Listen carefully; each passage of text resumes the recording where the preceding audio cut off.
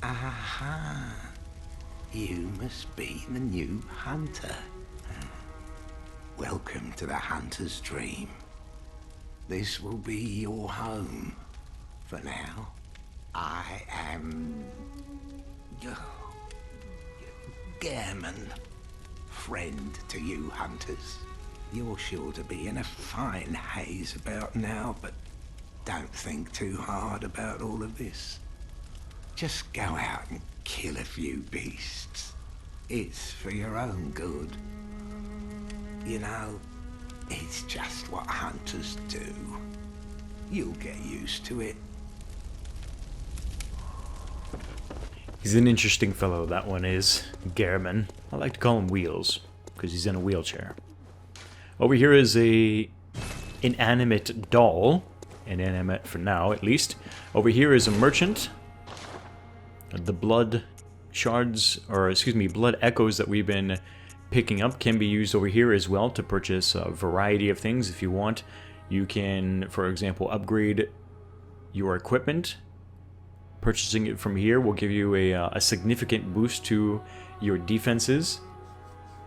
The unfortunate weakness of merchants in From Software's games is that you can't compare what's in the shop with what you're currently wearing. So you have to go to your own equipment, look at the numbers,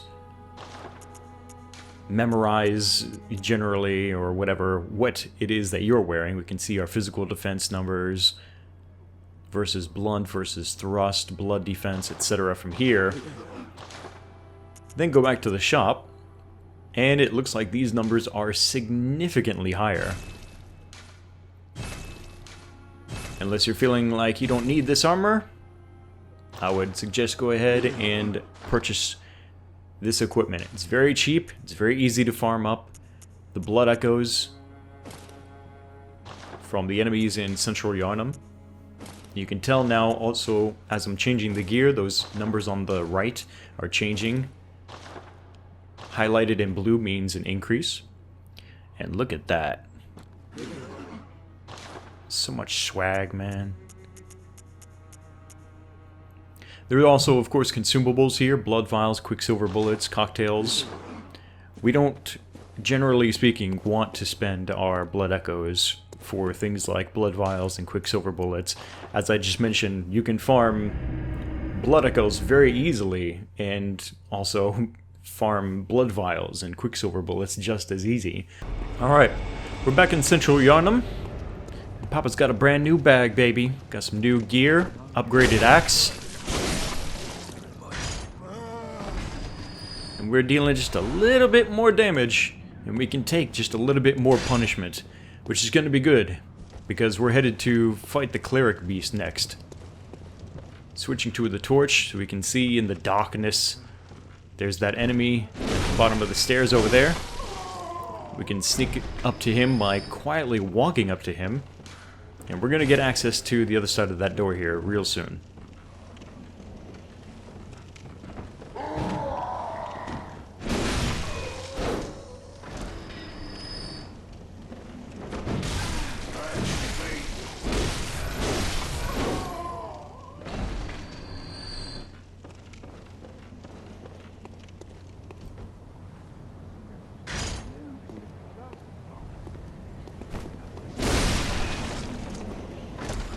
Alright, so now we're back up on the bridge. We don't have to worry about the werewolves anymore. Now if we wanted to, we could continue down the bridge into the eventual boss fight. But instead what we're going to do is we're going to turn this way and take a little bit of a drop. Check the body. Another cold blood dew. And down the stairs here, there are two paths. To our left is going to give us access to the other side of that door that we are looking to unlock.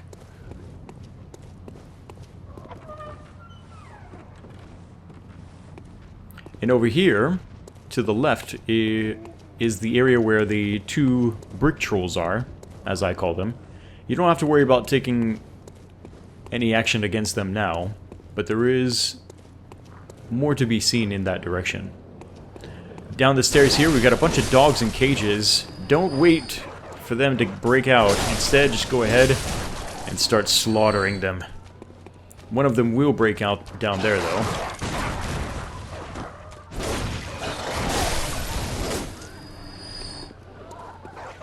And then there's a couple more over here.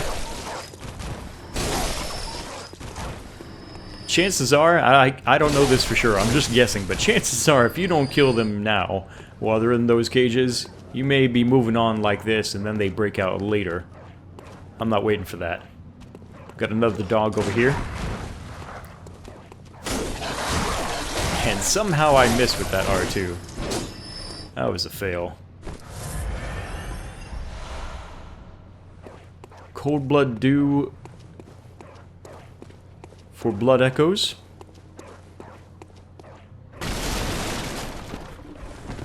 Looking around to see if there's any items I may have missed. And across this little mini bridge here, we got another dog who's barking at a door.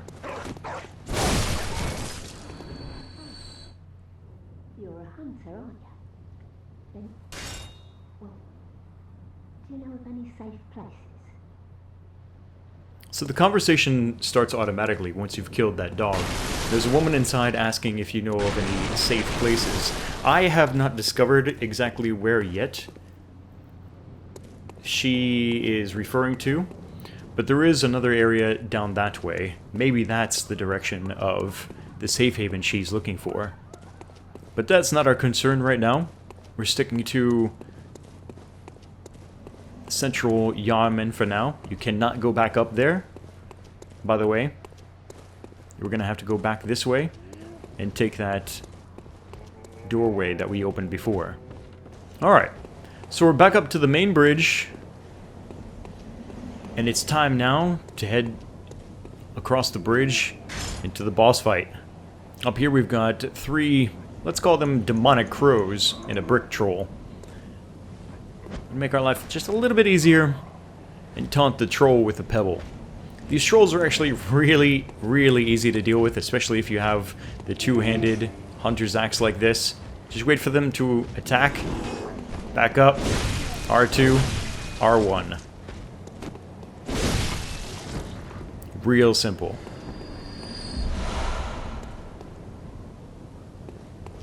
Only reminds me how frustrating it is that I lost 12,000 blood echoes to them. R2, R1 taking care of the crows. They'll only really come after you if you get within a certain distance close enough to them. But with that R2, you should almost always be able to take them out before they try to take flight and claw your face out. So now it's time for the Cleric Beast fight. I'm gonna get my oil urn ready. Remember, this is going to be used to enhance the effect of the Molotov cocktails. Now, my advice for the Cleric Beast, my number one advice really, is don't stay locked onto him with the R3 all the time. Especially when you get close to him, it becomes incredibly difficult to see what the hell is going on in the fight if you stay locked onto him. Really, the only time you want to be locked on to the Cleric Beast... I almost died there. The only time that you really want to be locked onto him is when you're trying to hit him with an item like an oil.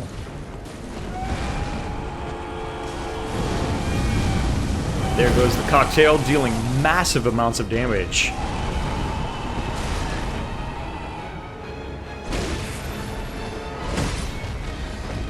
Now, like I said earlier, take your chances, but don't be reckless when it comes to hitting back the Cleric Beast to try and recover health. You should have more than enough blood vials for healing. Now, this is something that really surprised me. You can actually counter the boss using a Molotov cocktail, should it be the right time. And just like a normal stagger, it can be followed up with a visceral attack.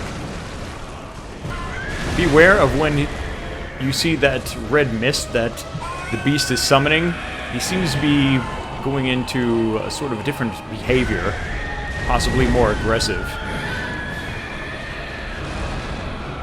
Any significant changes in behavior or unique looking actions by bosses should definitely serve as a warning.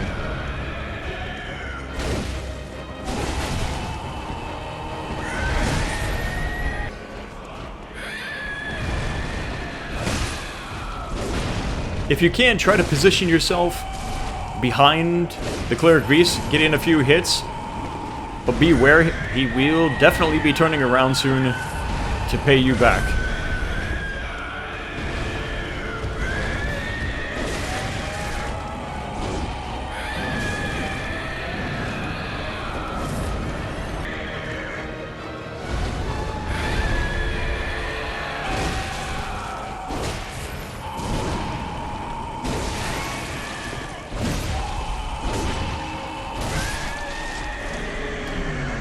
Down goes the beast.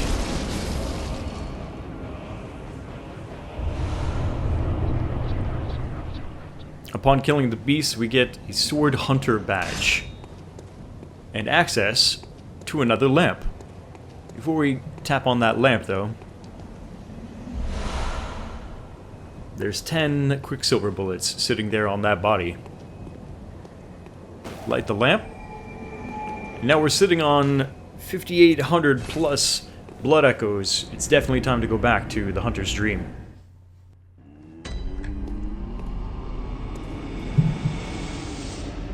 Now you're probably going to notice right from the start coming back here, the doll is no longer inanimate. Hello, good hunter. I am a doll, here in this dream to look after you. Honorable hunter, pursue the echoes of blood, and I will channel them into your strength. You will hunt beasts, and I will be here for you to embolden your sickly spirit. So, the reason why the doll is now an animate object is because we have acquired... Let me stand close. Now shut your eyes. So the reason why now the doll is alive, so to speak, is because we've acquired insight from fighting the Cleric Beast.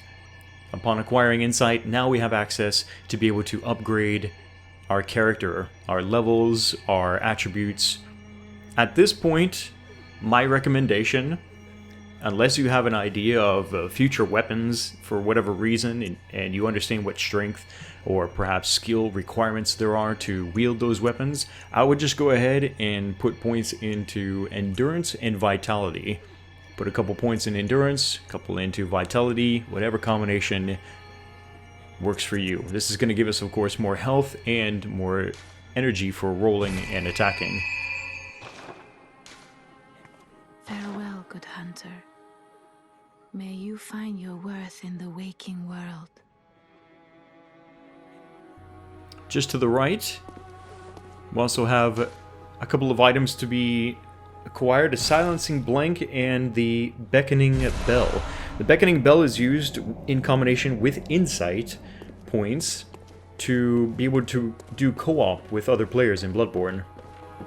This was once a safe haven for hunters, a workshop where hunters used blood to enhance their weapons and flesh. We don't have as many tools as we once did, but you're welcome to use whatever you find. Even the doll, should it please you. I think we've already used her. There's another little note over here.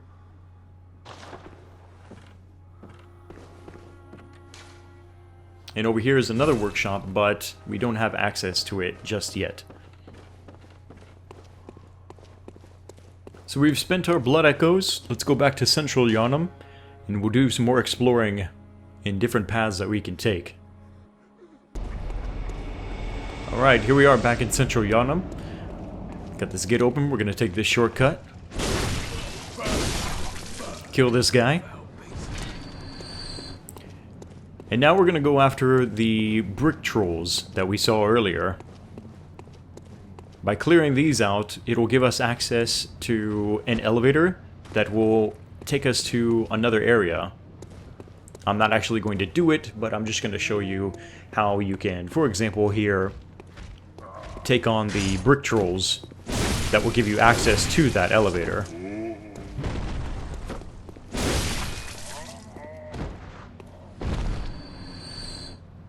Aww, isn't that sweet? Get off me.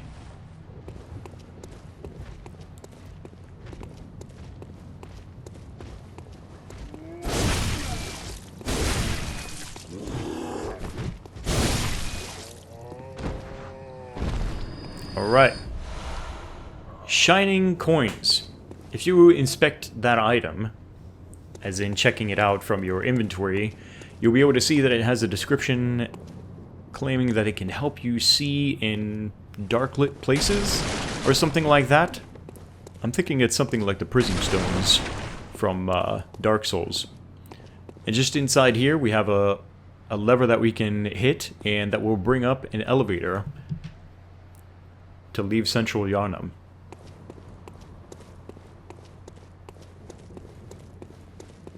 That's 2 of the 3 known directions that I am aware of here in Central Yharnam that you can go to. We saw the area with the caged dogs, and then there was an expansion area that way. Over here past the trolls, that's another area with the elevator. And the third, which is the one that I'm currently exploring in my my main walkthrough, is going to take us to the Yharnam sewers, or so I'm calling it for now.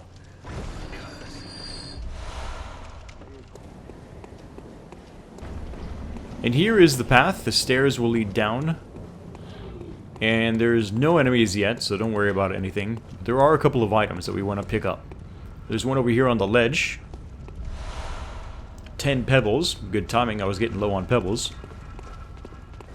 And another item, slightly hidden behind the, I guess those are maybe food sacks or sandbags. Another bloodstone shard for upgrading our equipment. Over here, another bloodstone shard. And that is going to give us now 3 bloodstone shards. It'll be 5 to upgrade our hunter's axe again, which is what I'm currently concentrating on doing. And after breaking a few more barrels, you can see that there is a huge gap here with a ladder that will lead you down into, as I'm calling it, the Yharnam sewers. That is the third of the 3 areas that I know of going beyond Central Yharnam. That's it for this video on my survival guide for Central Yharnam. I hope that this was insightful for you, a help of some sorts in maybe finding items that you didn't know existed before, or just in general, and what is the real purpose of this, just to help you navigate your way through this area, understand how to access shortcuts and stuff like that. Let me know what you guys think down in the comment section below, and click the like button to support more of these survival guide videos here on my channel. I will be doing more, one pretty much I think for each area, or just survival guides in general for all of the areas here in Bloodborne. So make sure you're subscribed so you don't miss any more of these walkthroughs. Thanks for watching this video. My name is Kinetic, and I'll see you next time.